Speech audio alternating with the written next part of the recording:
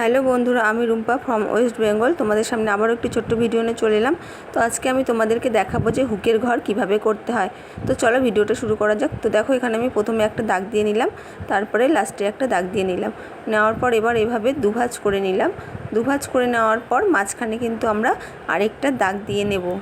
মাঝখানে দাগ দিয়ে দেওয়ার পর ওপর থেকে আবার মাঝখানে অবধি ফোল্ড করে ধরে মাঝখানে যে গ্যাপটা থাকবে সেখানে একটা দাগ দিয়ে দিব। আবার লাস্টেও ঠিক সেমভাবে মাঝখান থেকে লাস্ট অবধি ধরে লাস্টের গ্যাপটা একটা দাগ দিয়ে নেব। তো দেখো, এখানে মোট 5টা হুকের ঘর হবে আর আমি সেগুলো দাগ দিয়ে নিয়েছি। এবার চলো সেলাই করে দেখাই।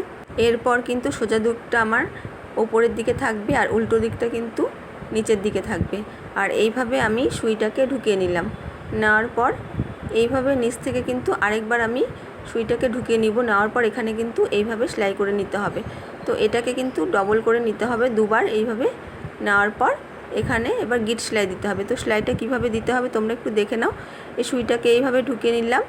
নেওয়ার পর হাতের ডান দিকে যে সুতোটা থাকবে সেটাকে এইভাবে বাঁ দিকে নিতে হবে, সুইয়ের পাশে নিয়ে এইভাবে গিটটা দিয়ে দিতে হবে।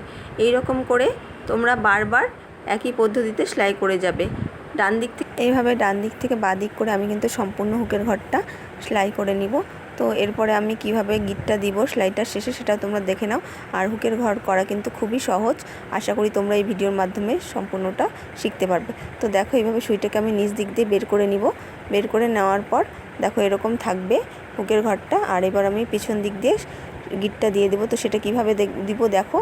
তো এখানে দেখো কিছু আমি কাপড় নিয়ে নিলাম, নিয়ে সুতোটাকে কিন্তু দু সাইড দিয়ে মানে বাঁ দিক থেকে ডান দিক থেকে ঘুরিয়ে গিট দিয়ে দিলাম। আর দেখো এইভাবে আমি সম্পূর্ণ হুকের ঘরগুলো তৈরি করে নিলাম। তো ভিডিওটা কেমন লাগলো, ভালো লাগলে লাইক কমেন্ট করে দিই।